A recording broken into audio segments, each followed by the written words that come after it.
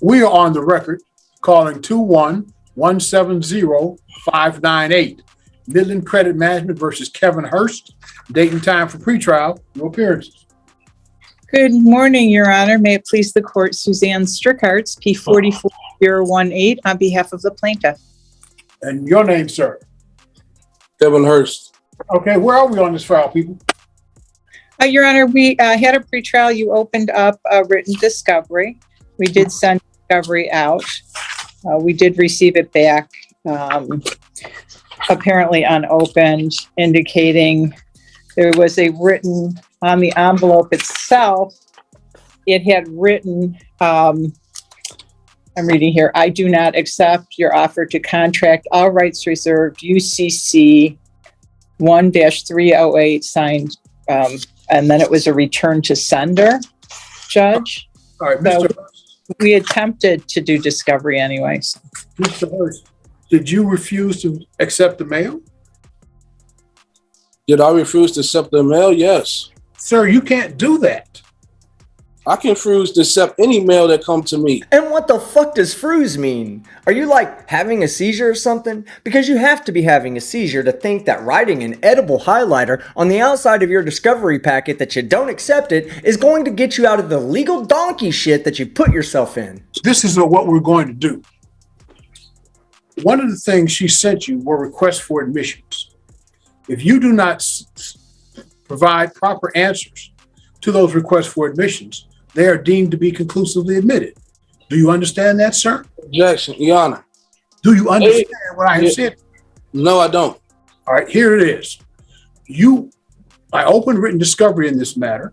You have a right to whatever legal position you want, but you do not have your own set of court rules. Among the things that the court rules provide when written discovery is open is that she can send you requests for admissions. Those requests for admissions are in writing and they must be answered under oath and in a certain time frame.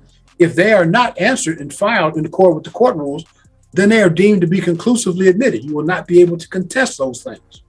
And that was what was sent to you, sir.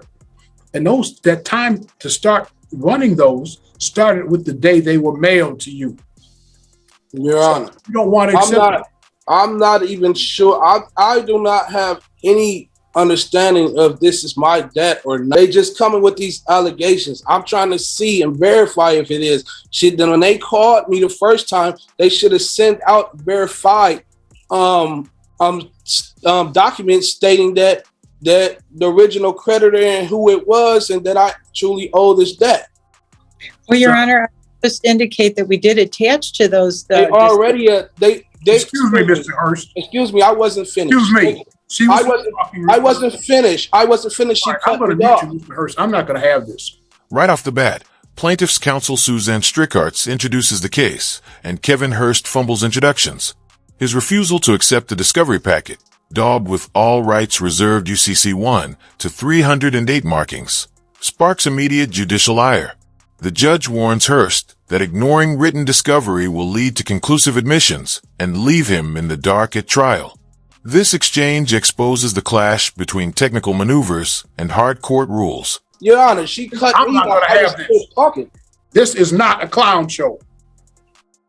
Oh my goodness. One at a time. I can't finish my You statement. will speak one. Don't interrupt me again, Mr. Hurst. Go ahead, sir. Why, thank you.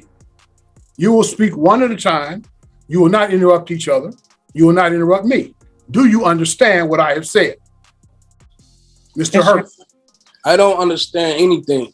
Okay, fine. I don't even understand why I'm here. I'm going to mute I don't you. even understand what's going on. I'm muting Mr. Hurst, and I will let Ms. Strickarts say what it is she wishes to say. Then I will unmute Mr. Hurst and allow Mr. Hurst to speak. Ms. Strickarts, you were responding, Mr. Hurst. Yes, sure. I was just indicating that we did attach the account statements, the full chain of title and seller data sheet to the packet. So even though there was no requirement, we did want to provide that to the defendant. And so that was in all of those materials were in the packet that was rejected, Judge. Well, let's let Mr. Hurst respond. Okay, so the understanding that I have is that they should have contacted me 5 days after they should have gave me documents 5 days after they contacted me about the alleged debt. I told him I have no recollection of the debt. Yeah, I don't even know enough information to admit or deny the allegations to the debt. So if they're accusing me of this debt, I would like to ask them a few questions so that they can verify that this debt even belongs to me. And that's why I refused the packet, because I don't know if they're trying to contract with me or didn't know what it was, so I sent it back. All right, let me explain it to you again. Whatever political views you have, I had no understanding that they were sending me these things. They didn't even tell me that they was going to send me. In the last court date, did they say, or did she say, we're going to send you something? sir, I opened written discovery. That allows you to serve written discovery. That allows her to serve written discovery. And she did so. If you elect not to receive it, then that's on you. That's the risk, and you bear the risk of that. But I would urge you, and let me tell you, as I told you at the beginning, you have an absolute constitutional right to represent yourself, but what you do not have is a right to your own set of court rules. You may not be frustrating the court rules, sir, by refusing to accept mail. If that's the choice you make, then that's the choice you make, and you will have to live with the consequences of that. I would urge you, sir, perhaps you might want to get counsel, because I don't think you understand the process, and I'm not at all sure you understand the consequences of the choices that you are making. However, as I indicated, you have an absolute constitutional right to represent yourself. I would urge you to get counsel. So I'm going to give you another date. And sir, she is going to do what she does to represent her client, and you're going to do what you do. And if the court rules cut against you, The judge clamps down on courtroom chaos, demanding one speaker at a time and muting Hurst as he rambles about unknown debts. Suzanne Strickarts calmly explains the discovery envelope contained account statements, chain of title, and seller data. Hurst's sovereignty rhetoric collapses against the judge's insistence on adherence to court rules. This fight for procedural control highlights the bench's authority to maintain order and ensure fair process. They are claiming that this debt belonged to me, but they have to produce all the proof and verify that this debt belongs to me. the plaintiff has the burden of proof, Mr. Hurst.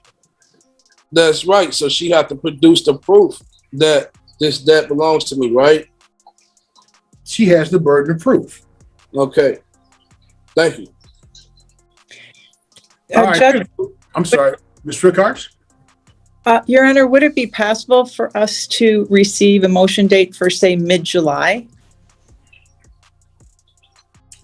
Let's give him one more opportunity. Oh, you want me to resend the packet, Judge? I want you to resend the package. And sir, let me urge you as strongly as I can. So receive and open the package. Because if you do not, the request for admissions will be deemed to be conclusively admitted. The lawsuit, as a practical matter, will be over. Do you understand what I have said to you? Yeah, I understand. Do you, I got a question. Should they have sent me something before they send me this package since the last court date? Sir, to verify that? Sir, they're not required. If you think you need some information, you have the right to seek discovery too. But you can't tell them how to litigate their case. Okay, so she's going to send me a packet, and I'm going to send her back a packet as well, right? No, you're going to do what you choose to do. She's going to send you again those requests for admissions. Well, you said the Don't interrupt me again. We had this conversation before, didn't we? Sorry. We had this conversation before. Go ahead. As a courtesy to you, she's going to send you the request for admissions one more time. You will either accept the package or you will not. You will answer and serve the request for admissions in accord with the Michigan court rules, or you will not. And then if you do not, then those things will be deemed to be conclusively admitted. If you choose to send written request for discovery, you have a right to do that too. You can send written interrogatories, request for production of documents, and request for admissions. Same as her. Hurst attempts to dispute his debt, claiming he needs verified original creditor documents and questioning proper notification under law. The judge rebukes his ignorance, reminding him he can seek discovery, but must follow rules. Strickarts confirms the packet included full account documentation. By setting deadlines and urging Hurst to consider counsel, the court reaffirms that sovereignty claims won't override formal process. This is 21-170-598. Midland Credit Management versus Kevin Hurst. Date and time for pretrial. Your appearance. Good morning, Your Honor. May it please the court, Suzanne Strickarts, P44018, on behalf of the plaintiff. And what is your name, sir? Kevin Hurst. Okay. All right. I do hereby reserve all of my rights, waiving none, not to be compelled to perform under any contract or commercial agreement that I did not enter, knowingly, voluntarily, or intentionally. I do not accept the liability of any compelled benefit or unrevealed contract or commercial agreement without prejudice. What you want to say, Mr. Hurst? That's it. All right. All right. Where are we on this file? Judge, discovery's been completed. Motion for summary has been filed. We are looking for the court to assign a date. Okay. Let's get you guys a date. Mr. Hurst, do you have the motion for summary disposition filed on behalf of the plaintiff?